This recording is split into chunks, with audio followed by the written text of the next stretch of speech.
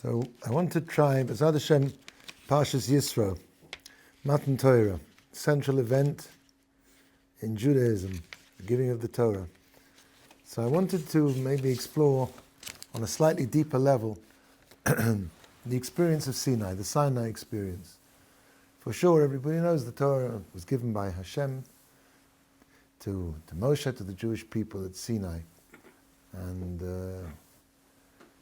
exactly what that experience was, what happened at that event, of course, is very, very deep. I want to try and explore maybe two ideas tonight, if we have the time, B'ezrat Hashem. The first is something that of the Maharal. So I'll give you these out. This is in Tiferes Yisrael, Perek Shloshim V'Shnayim, 32.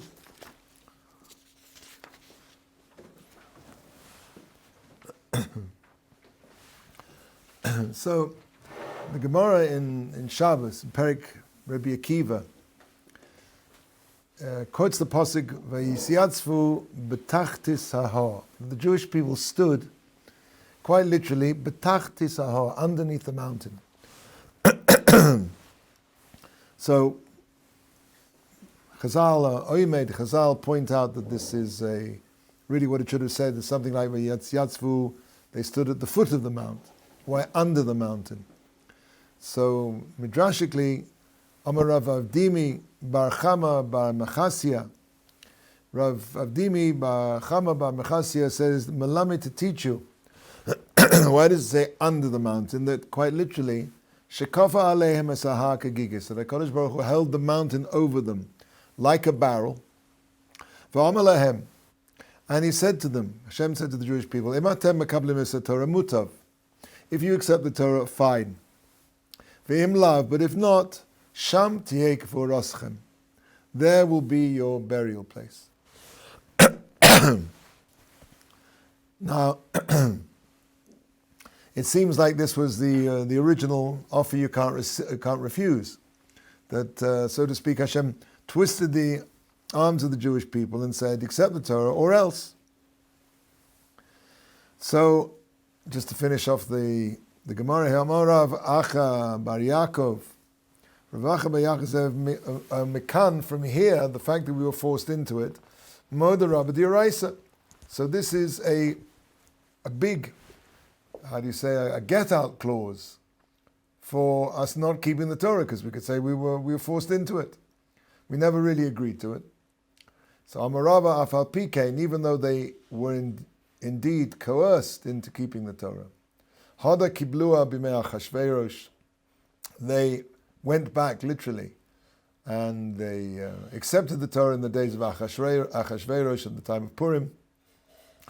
And we know that because it says in the Megillas Esther, Dechsiv kimu v'kiblu. And of course we're talking about and that's right at the end of the Megillah, kimu v'kiblu, they upheld and they accepted.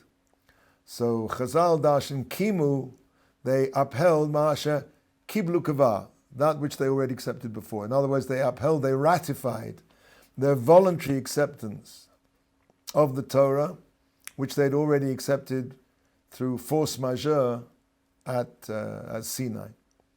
Interestingly enough, actually, even though here in the Maharal it's brought down Kimu v'Kiblu, but if you look in the Megillah, it actually says Kimu v'Kibel. Even though, of course, the way we read it is kiblu, but it's actually written kibel in the singular. And Mefarshim wanted to point out that just as that original Kabbalah was done, ke'ish echad b'leiv echad, so similarly over here, it was ke'ish echad b'leiv echad, with one heart. Okay, so Tosfos Hikshu. Tosfos has a problem on this Gemara, because he says, why was it that Kadosh Baruch Hu needed to hold the mountain of the Jewish people? They'd already said Naaseh v'Nishma. Chronologically, if you look in the Chumash, the Jewish people say Naaseh v'Nishma, and then we go on to Ma'amad Hasina, the receiving of the Torah. So Tosfos is bothered by the fact that why did we need to be coerced into something which we already agreed to? V'tirtzu, and Tosfos starts over there in the Gemara Shema Kishe Hoyu Roim Ha'esh Gadola. You chozrim ad kan. Tosfos says that the Jewish people, HaKadosh Baruch Hu held the mountain over them because when the great fire of Sinai would start, the actual giving of the Torah would start, so they might back out through fear. And the Maharal doesn't like this teretz for three reasons.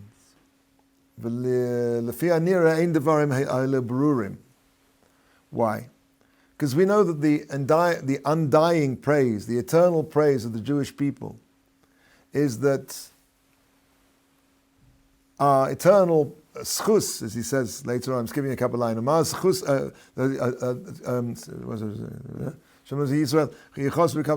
Asher lo yosuf schus ze mizeram v'zera zeram ad olam, our eternal schus for them and for all Jews in all generations is that we were the ones that said Naaseh v'nishma.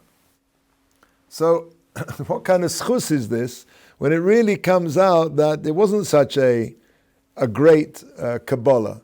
The undying merit of the Jewish people is we were the ones that said Naaseh v'nishma, but really when push came to shove, so to speak, Hashem had to hold the mountain over us. So what kind of undying schus is that? And also, if that would be true, that HaKadosh Baruch Hu held the mountain of the Jewish people, lest when the great fire took place, they would start to back out, they would get frightened. So then why not do that actually when the fire appeared? Why do it beforehand? This is all beforehand.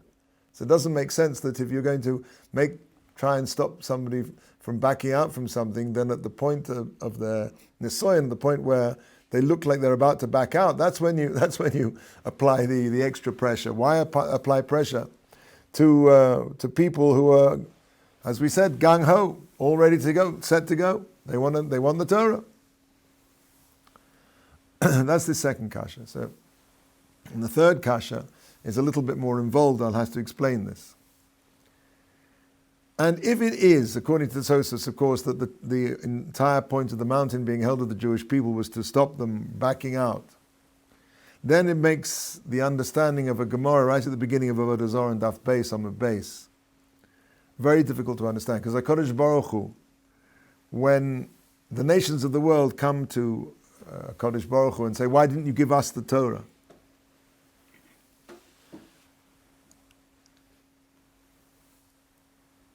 And when they say, and the nations say, Klum kfir saha aleinu, you never held the mountain over us. If you had held the mountain over, they claim that's unfair, that you held the mountain of the Jewish people. Why didn't you hold the mountain over us? So the Gemara over there answers what it answers, but clearly the answer, the appropriate answer according to Tosfos should be, well, hang on a second, when you say you never held the mountain over us, you, Hashem, never held the mountain over us. So Hashem should have said back, the next line in the Gemara should be, well, you never said Naaseh v'nishma. Meaning, if you say Naaseh v'nishma, and it looks like you're about to back out, so you get the mountain held over you. But if you never say Naaseh v'nishma, then for sure you're not going to get the mountain held over you. So why didn't the Gemara say, the next line of the Gemara should have been that HaKadosh Baruch Hu should have said to the nations of the world, why are you complaining that I didn't hold the mountain over you? You never said Naaseh v'nishma. The Gemara doesn't say that. So, for these three reasons, and that's what he says of the klum kfir saha aleinu, leiman lahu, let him say to them, klum amartem naaseh v'nishma, kodem kfir saha. She'ilu amartem naaseh v'nishma, had you said naaseh v'nishma, kodem, then hayakov alemaha, Hashem would have held the mountain over them. Shalo yachzru b'shvil ha'esh aval kivan, shalo amru kodem zeh. You didn't say Kodem ze Naaseh v'nishma, ein likfo saha. So now the Maharal comes to his own teretz, which is again, why is it that if the undying schus of the Jewish people, the undying merit of the Jewish people, is that we were the ones that said the Naaseh v'nishma, but at the end of the day, it really comes out that we had to be forced into it. What kind of schus is that? And really, to understand this, we have to maybe understand Hasina in terms of the completion of the world. If you look at the beginning, right back at the creation of the world, the first 6 days of creation, except for the first day, which is by itself, which is Yom Echad. But all of the rest of the days are said as follows: Yom Sheni, Yom Shlishi, Yom Revi'i. Now, translators into English or other languages, in order to make it more idiomatic, add the definite pronoun, the second day, the third day, the fourth day. But in Hebrew, there's no ha. It just says Yom Sheni, not Yom HaSheni. It says Yom Shlishi, not Yom HaShlishi, with one exception. It says Yom HaShishi, as we know from Kiddush. Why? So the Gemara understands that the reason why it says Yom HaShishi is it's really alluding to another day, another Shishi. And that Shishi was the 6th of Sivan, on which which was the date of the Torah's giving. In other words, the completion of the world, the physical world, on Yom HaShishi, the 6th day of the physical creation.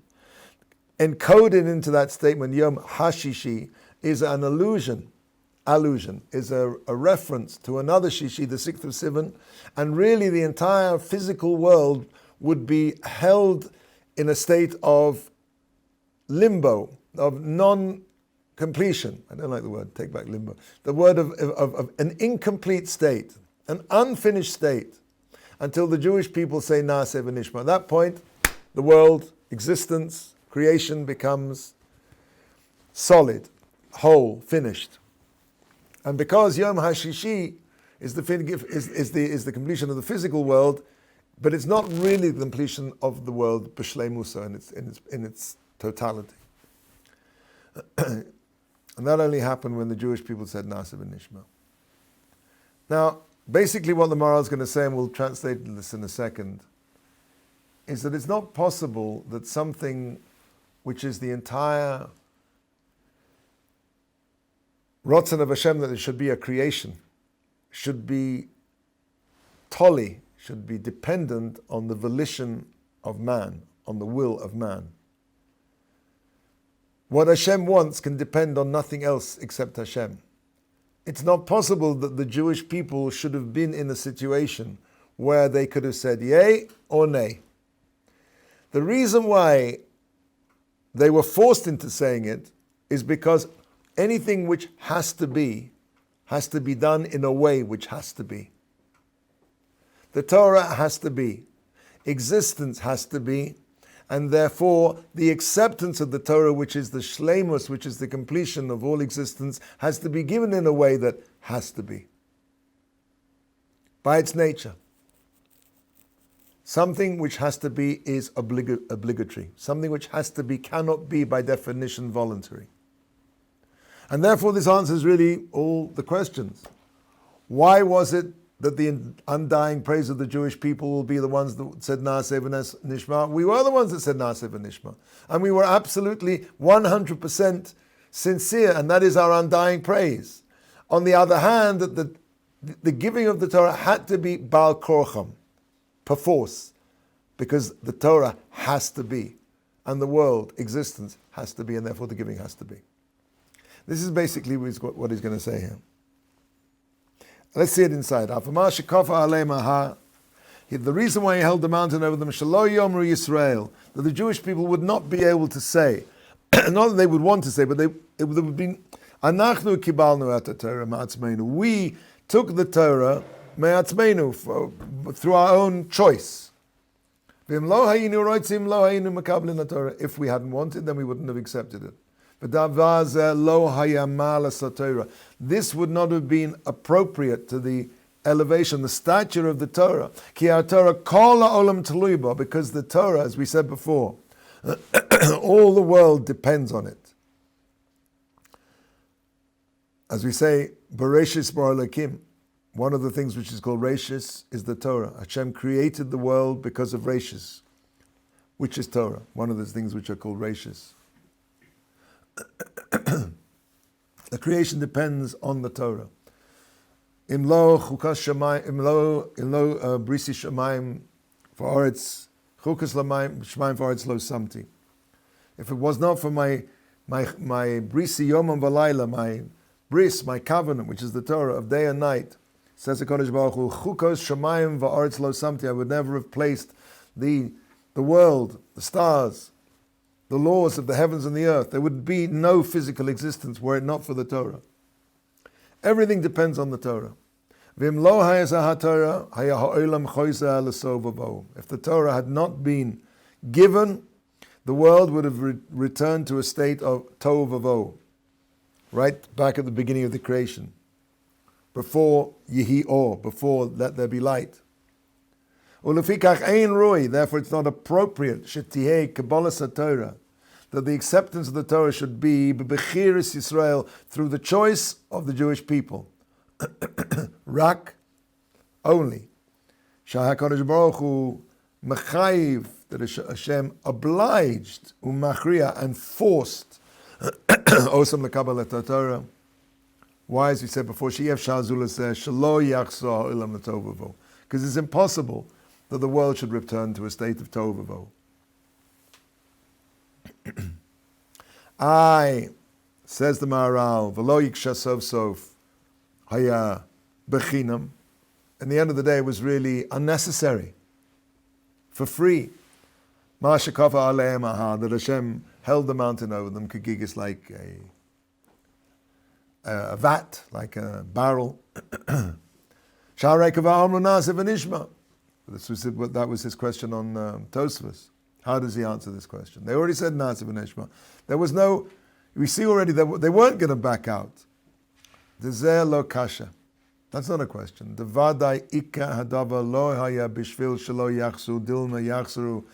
It wasn't a question of whether or not they back out. Kivan shekava amru nasiv v'nishma. We know for a fact they're not going to back out. Rak shedevar zeh rui mitzad atzmo. That this fact that it was given bal kocham, force majeure, against their will, as we said before, is fitting from itself. It's necessary because of the nature of the Torah. Ki eich tiyeh haTorah. Because how can it be that the Torah, shehi shleimus kol ha'metzius, which is the completion of the entire existence, creation, al yedei kach bochru Yisrael, the Kabbalah Torah, that could come, this is what I was saying before, through the acceptance of the Jewish people. Vim kain, so it would come out, shleimus ha'olam, the completion of the world, hayatoleh b'dova she'efshari, she'haya, efshar she'yikablu, ve'efshar she'lo yikablu. So it comes out that something which has to be would have depended on something which could be one way, could be the other. That's logically impossible. It's impossible that something which has to be can depend on something which might have been, might not have been. It's for this reason that Hashem held the mountain over them like a barrel. That if they hadn't accepted the Torah, that would have been their burial place. Excuse me.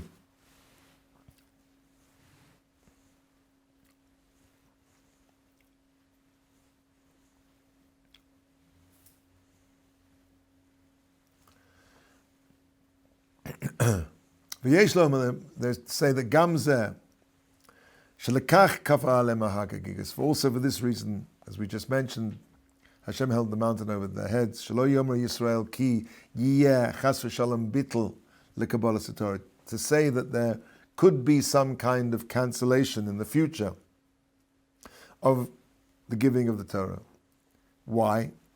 Because if something was accepted voluntarily in the first place, then that voluntary commitment is always slightly different point he's saying now. Is always within the hands of the people who accepted it. And seeing as that commitment is in the hands of the people who accepted it, then theoretically they could say, okay, that's it, we don't want it anymore. Why would that be? Because they would say, it would be, Ki maratzonam kiblu Yisrael. Seeing as the Jewish people accepted it through their will, ve'efshar lehipater b'devar kazeh. So therefore, something, as we said, which is voluntary, a person can turn around later and say, no, that's it. Sharei lo na'aseh behechrach, as it was not done against their will, perforce. Rakei efshar lekabel, ve'efshar lo lekabel, it was something which was done, as we said, voluntarily. Possible to accept, possible not to accept. L'kach kafa aleim ha'hagagigas, and for this reason Hashem held the mountain over them like a barrel, loima, to say, meaning, shehem Muchrachim, that they were obliged to accept the Torah. V'chol davar shehu muchrach u'mechuyav ein kan hasara u'bitl acha shehu muchrach. And for this reason, seeing as it was given in a way that was perforce, there is no possibility that it could ever be abrogated or that they could go back on what they said. Kol davar hu muchrach, anything which is perforce, u'mechuyav, and obligatory, there's no turning aside from. Ein kan hasara, and bittul, nullification. Why? Because it was mukhrach, it has to be. And now he goes on to a slightly different point. V'kach muchach memedrash b'posuk, and it's also muchach, it's also evident from a different medrash on the posuk of v'lo yeheh al isha. This is talking about a man who is ma'anes, a woman, a basula, and the din is there that he's not allowed to send her away. He has to marry her, of course, only if she agrees. She's not forced to marry him. But if she decides that after he's ma'anes her, that she wants to marry him, then he has to marry her, and he can never divorce her. And that's the pasuk. V'lo siyeh li'isha lo yuchal shalcha kol yamov. And to him she will be his wife. Lo yuchal, he's not able to send her away all of his days.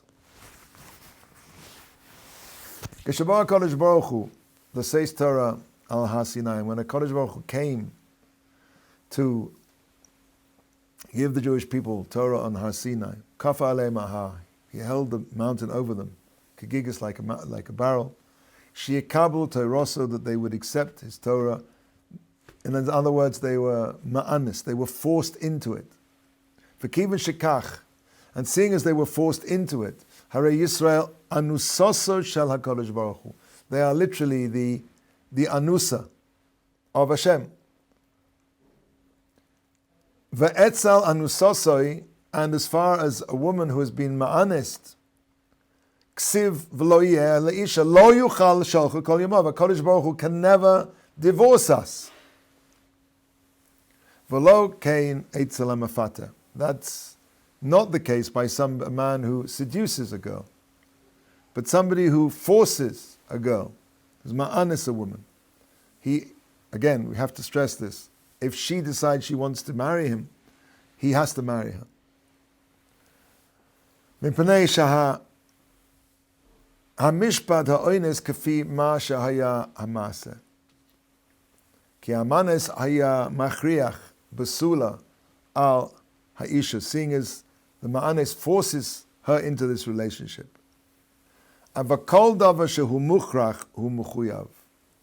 And anything where there is force, that makes it that it's obligatory. That's really his point the whole way through.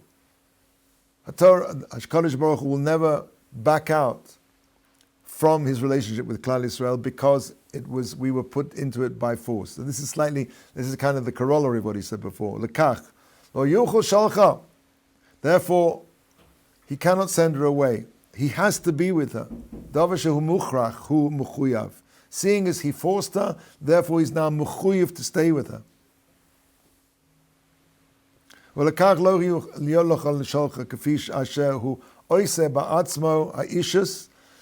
That he himself made this relationship. Hechrechi. He made it perforce. Lekach lo yosor klal. He can never turn away from it because he made it something which was perforce. Lekach. Kafa Hashem Yisparach Aleim HaKagigis. Therefore Hashem held the mountain over them. Lios Achibor Hazeh Hechrechi. To make this connection, Hashem's connection with the Jewish people, perforce. V'chol zivug, and all partnership of a man and a woman. V'chibor Hechrechi, and all connection which is perforce, ain't siluk. There's no removing it. V'hasara, or turning aside, K'moshe Eitzel, Hama'anes Isha. In exactly the same way as a man who's Ma'anes an Isha. Okay, let's just sum this up.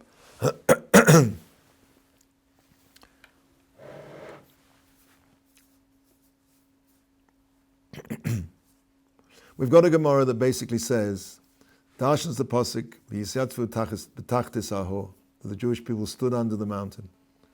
So the Gemara, Rav Avdimi Ba'achama Ba'amachasya, teaches us that the fact that the Torah says that the Jewish people stood under the mountain, when it really more, let's say, correctly, might have said they stood at the foot of the mountain, is to teach us that quite literally Hashem held the mountain over the Jewish people and said, if you accept the Torah, fine.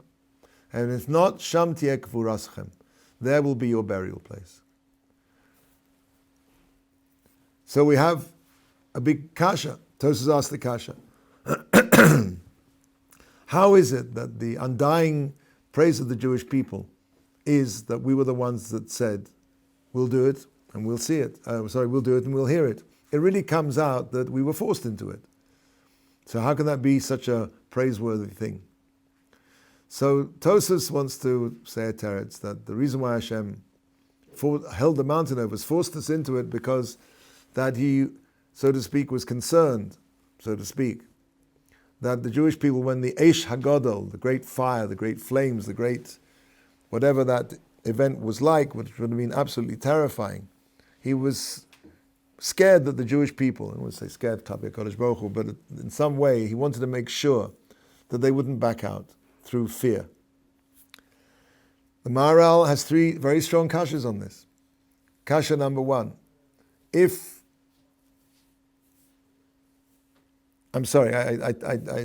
said that wrong. Let's go back.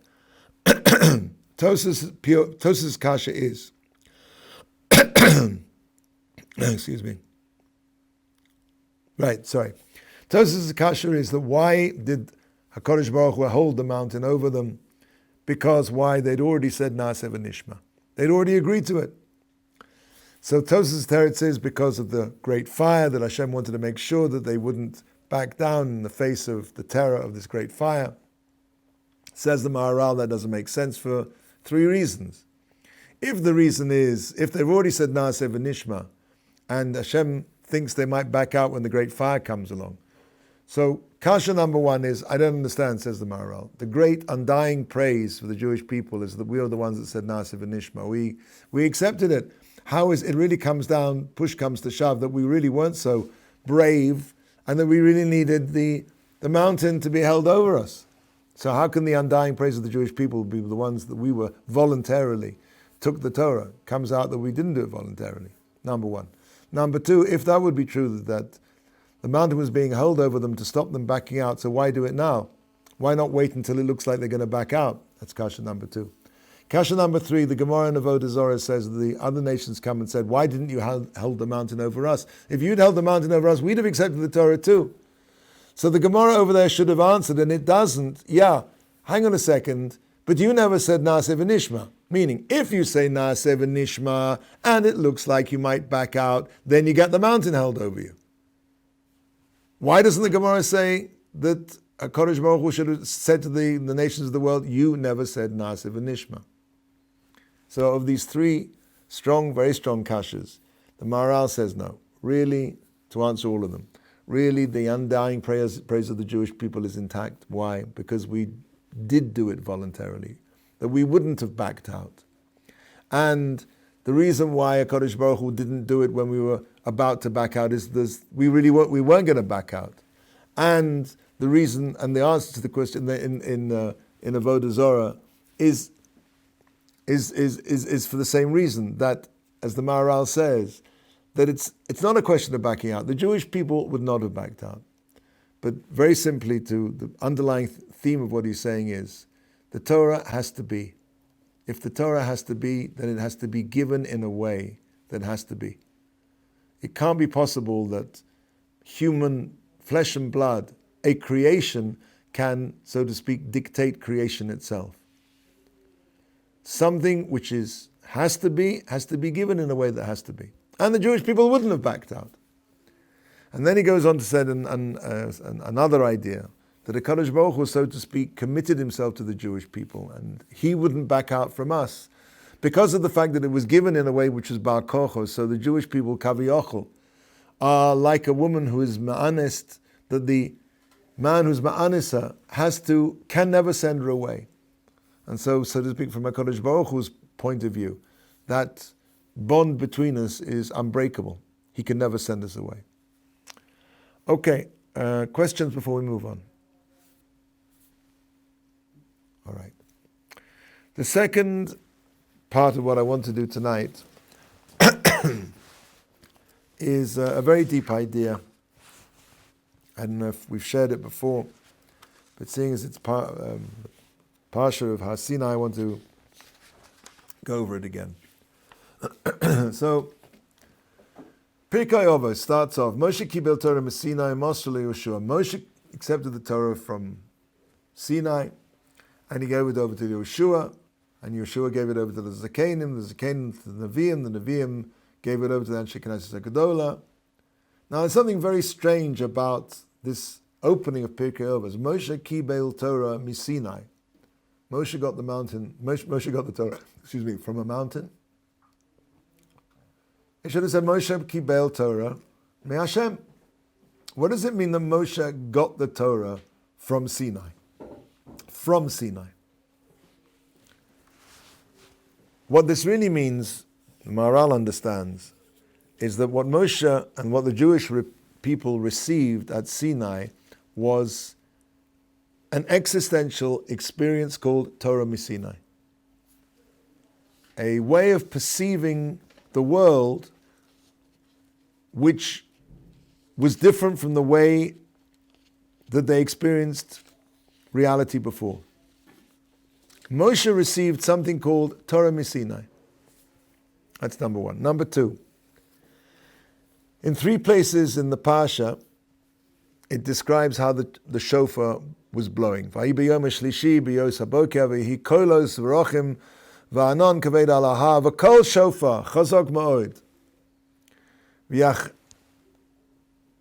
v'yecharad kol ha'am asher b'machaneh. 3 times the shofar's blowing. So, conceptually, what does the shofar have to do with Hasina? The shofar is connected with Rosh Hashanah, specifically with the creation of man. So in some way, at Sinai, it seems there was another creation of man. Man was brought into life in the following way. It says, Vayipach ba'apav nishmas chaim, that Hashem breathed into his nostrils the soul of life. Vayhi Adam lenefesh chai, and man became a living spirit. Now the Targum, the translation, the Aramaic translation of nefesh chaya is ruach mamalala, a speaking spirit. The essence of man is that he's the speaker, he's the medaber. Man was created through speech. He became a speaking spirit through this breath that was breathed into his nostrils. Now I want to suggest an idea to you. Almost all speech in the world is related to a system of ideas, content, concept, intellect. It's something that can be shared, argued about. There's a common language of discussion, of sharing.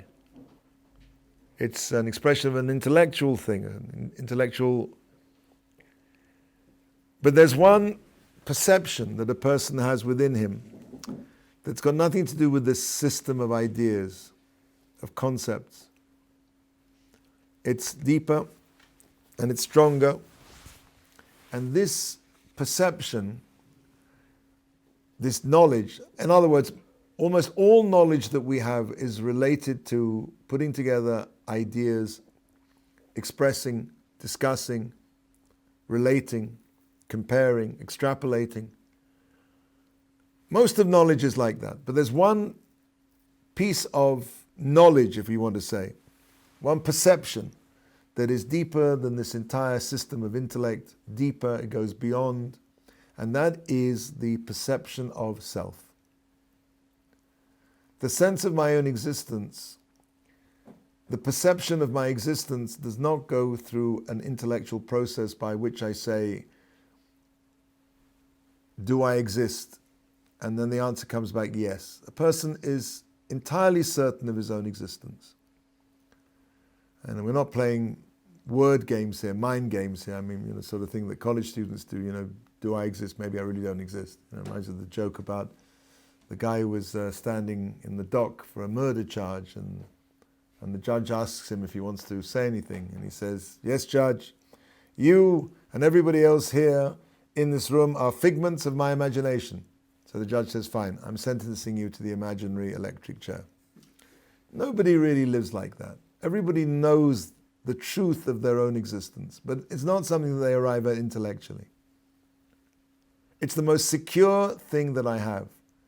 It's the most deep thing that I have, and the sense of my own existence, the truth of my own existence with regard to me is something that nobody else can share with anybody else. It's unshareable. Everyone, each one of us knows the truth, knows that we exist, but that knowledge is not something, that perception is not something which is shareable. It doesn't enter into the system of ideas, of concepts, of discussion. When we blow the shofar, and that sense of one's own existence, the knowledge of my own existence, is what we express with the shofar. The shofar is an inarticulate expression of the soul itself. We give accounting of ourselves on Rosh Hashanah. Who am I? That deepest sense of who I am.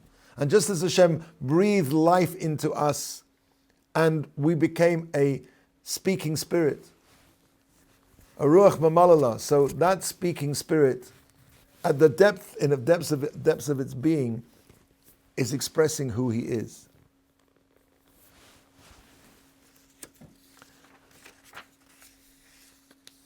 And what does that I say? Lahagid baboker chasdecha ve'emunoscha baleilos. There are two, as we said, two systems of speech. There's lahagid baboker. The boker is the morning. The morning is where things are revealed, where things are shareable, communicable. And then there's emunoscha baleilos. Emunah is something that takes place at night. Real night is where everything is removed from a person except the knowledge of himself. The word choshech is connected to, in the pasuk of the Akedah, it says, "V'lo chosachta es bincha es yichidecha." Hashem said to Abraham, you have not withheld. Lo chosachta. Chosachta is from the same word as choshech. Real darkness is with the withholding of everything else except that deepest part of myself. Lagid baboker chastecha, to see the chesed of Hashem in the world. Ve'emunoscha baleilos. Emunah is something which takes place in the dark when I'm left by myself, completely by myself.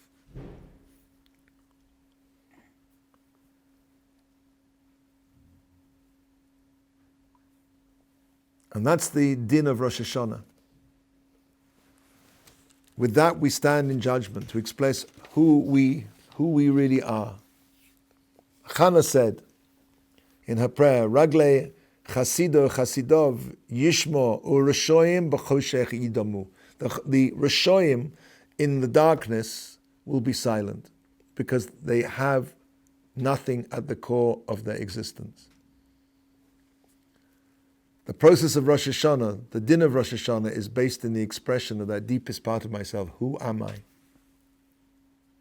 Emunoscha baleilos.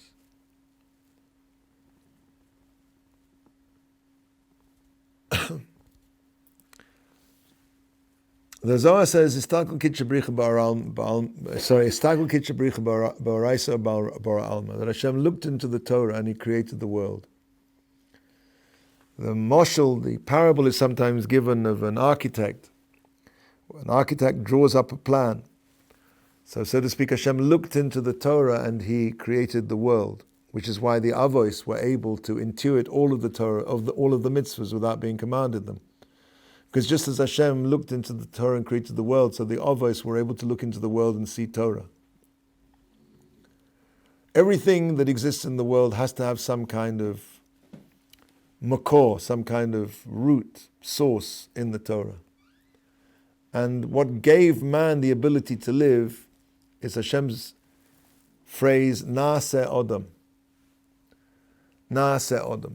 And maybe we could just add parenthetically here on that posuk, let us make man Naaseh Odom.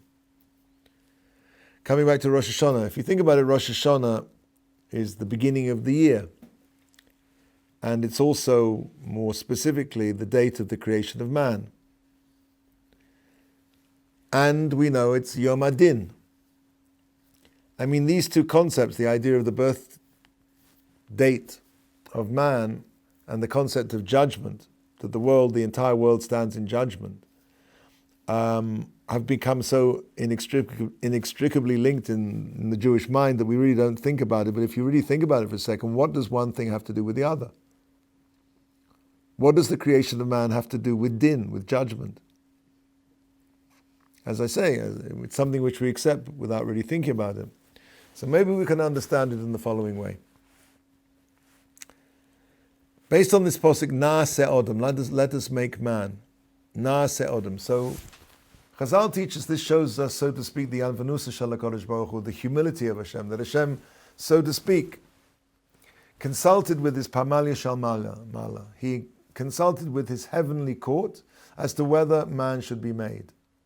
And what ensued was the equivalent of a celestial argument, if one would put it that way. The midah, the quality of emet, of truth, said, Al Yibare, do not create man. Why? Because he's moleh shkarim. He's full of deceit. Not just that man has the potential to lie, but man's essence is he's a liar. Don't create him.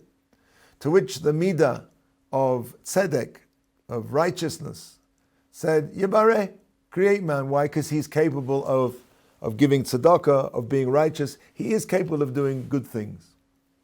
All of the various midot chimed in, and there was this entire, as I said, sichsuch, this argument, this debate. In the middle of this debate, Chazal teaches, based on a drasha from this pasuk, Naaseh Odom, let us make man. If you change the nukudot, if you change the dots under Naaseh, you can, without changing any of the letters, it can also read Naasa, not Naaseh, but Naasa Adam, meaning man has been made. The Hainu, meaning that HaKadosh Baruch Hu brought man into existence. Naasa, he'd already been made before the cosmic jury had returned its verdict whether man should have been created or not. Now with this we can understand why Rosh Hashanah, the date of the creation of man, is a day of din. Because on that day, each one of us, that question comes up again. Yibare, al yibare. Create man, don't create man. And each one of us is judged as to whether the world was created. Was it worth creating the world? Bishvili nifra olam. Each one of us has to feel the world was created for me. Was it worth creating the world for me? That's a diyun, that's a din. And that all comes from the fact that man's creation, man came into existence as a cosmic question mark. The jury never returned its din. And with what? What do we express ourselves? We express ourselves with this inchoate, this unformed expression, which, as I say, is the deepest expressions of ourselves, who I am. That is the shofar. And in that we will stand in din. So as we said, Naaseh Odom, man was created. As the Zohar says, the posuk that gave man his ability to live was Naaseh Odom. And that carried on until the Jewish people stood at Hasina. And as it says, the Medrash tells us, when HaKadosh Baruch Hu spoke, Anochi, he said, I am Hashem. Elokechem. That what happened was the souls of the Jewish people left their bodies. They died, quite literally. Why? Because when the source of all life is revealed, so like a giant magnet, all the sparks of life are inexorably attracted to the home base. It's not chas v'chalila that God killed the Jewish people. It's just the life force in their bodies when the source of life was revealed. The souls couldn't stay in their bodies.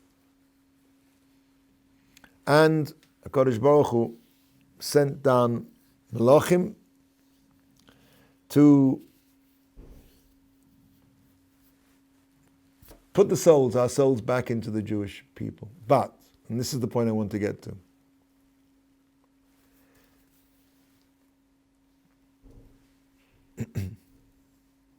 that the motivating power that was placed into the Jewish people, the thing that made them live, was no longer Naaseh Odom. Naaseh Odom came to a stop with when Hashem spoke. They died, and the pasuk that now motivated them, the verse that now gave them the life force, was Anochi. When Hashem said Anochi, this was now the power of the Jewish soul. This is what motivated us. This was Moshe Kibel Torah Misinai. This was the experience, an entire and total redefinition of what it means to be alive. Anochi. Anochi means I. Anochi is also a notricon for Anochi, Ana, Aramaic now. Ana, I, Nafshi, myself, Kesivas, have written Yahavis, and given over. Aleph, Nun, Chaf, Yud. Ana, I, Nafshi, Nun, myself, Chaf, Kesivas, have written Yahavis, the Yud, Anochi, and given over. Meaning that HaKadosh Baruch Hu put himself into the Torah. I, Hashem himself, that has put himself, in other words, this is really the point I want to get to, that at the deepest level, the Jewish people experienced the Anochi, their own Anochi, as being one and the same as the Anochi, the I of the universe, meaning Hashem. This is the root of faith of a Jew. A Jew doesn't come to his faith by intellectual arguments. Of course, the brain has to be satisfied with the logic of what it's doing. But that's not, at the end of the day, what gives a person the ability to be Moshe Nefesh, to give up his life. A person will never give his life up for something intellectual. Why? Because a person understands that anything intellectual is, well, maybe I made a mistake here, maybe I made a miscalculation here. What makes it the Jewish people? And we're not a people that preaches, going off and strapping our children with explosive bags together with their sandwiches for lunch and blowing up buses. This is not part of our training. The Jewish people love life. And yet, when push comes to shove, we've seen the ordinary Jews have been prepared to go al Kiddush Hashem, and the reason is because of this experience at Sinai, that at the deepest level, the sense of my own identity, that sense of that nobody can convince me that I don't exist. And I can't put into words what that means. At that deepest level, my Anochi becomes identical with the Anochi of Hashem. This is what Emunah is, that I understand at the deepest level that I am no more than Hashem expressing. I'm just one expression of His Anochi. Because you see, and we'll finish with this, that if you think about it, it's very easy to go through life believing that we're the center of existence. In fact, this is what Paro did. Paro made himself a god. What does that mean, he made himself into a god? It means he made himself the mechuyev of HaMetziut. Meaning, he understood that the fact of his existence, which we're talking about now, proved the necessity of his existence. If I am here, that means that I have to be here. This is what it means to make yourself into a God. By definition, God is the only Metzius, the only existence there has to be. So a person can look at himself and say, well, hey, I'm here. So if I'm here, that proves I have to be here. This is the root of all of Avodah Zarah. This is the root of a person making himself into God. And twice a day we say, Shema Yisrael Hashem Elokeinu, Hashem Echad. And I take that deepest sense of my own Anochius, the deepest sense of my the knowledge, the certainty of my own existence, and I surrender that. I said, Shema Yisrael, because it's very easy to think Shema Yisrael Hashem Elokeinu, Ani Echad. There's a God, fine, but Ani Echad. I know I'm here and I have to be here. A Jew surrenders that twice a day. Point of fact, it says in the Sfarim that a person, when he says the word Echad, for a split second, he should think Ein Od Milvado. But he uses a pasuk to say Rotzav Hashav, that the angels run to the edge of that idea and you come back. You're not allowed to dwell in the world of Ein Od Milvado. Ein Od Milvado means there's nothing exists except for God. And it doesn't just mean there's one God in the world. It means there is nothing else apart from God. Now this, of course, can lead a person into a lot of problems, because if there's nothing else from God, so hey, everything's fine, chas v'chalila, I can take a chumash into the bathroom because, that's all there is. There's God, ein od milvado. And a person not allowed to live like this, and it's caused tremendous mistakes in Jewish history, which I'm not going to go into now. But for a split second, twice a day, a person should surrender the sense of his own, deeper sense of his own identity, and say, no, Hashem is Echad, meaning that the deepest part of my knowledge of my own existence, I surrender to the fact that I am no more than one expression of Hashem in His world. This is what the Jewish people received at Sinai. This is what it's called, Torah Sinai. Jewish people received a redefinition of what existence is. Okay, as I say, this is deep stuff, it's difficult stuff. And as I say, a person can only think this thought, Ein Od Milvado, nothing else exists apart from God. And I subsume, I surrender my sense, the deepest sense of my own identity to Him, which is Emunah. This is what it means, Mesiras Nefesh. This is why a Jew can give his life up, because he doesn't really see that his life is different on the ultimate level from the life of HaKadosh Baruch Hu. Hashem should help us in time of Yisro, of Matan Torah, of re-experiencing, standing under the mount, Tachtis Ahor, to introspect and understand and think deeply about what our lives are, and to understand what Emunah is, and to twice a day surrender ourselves. We say Echad, Shema Yisrael Hashem Elokeinu Hashem Echad, to think this thought, Ein Od Milvado, that all of my thinking, all of my knowledge, all of the self-evident nature of my own existence, I surrender to the self-evident existence of HaKadosh Baruch Hu. Questions? All simple. Okay.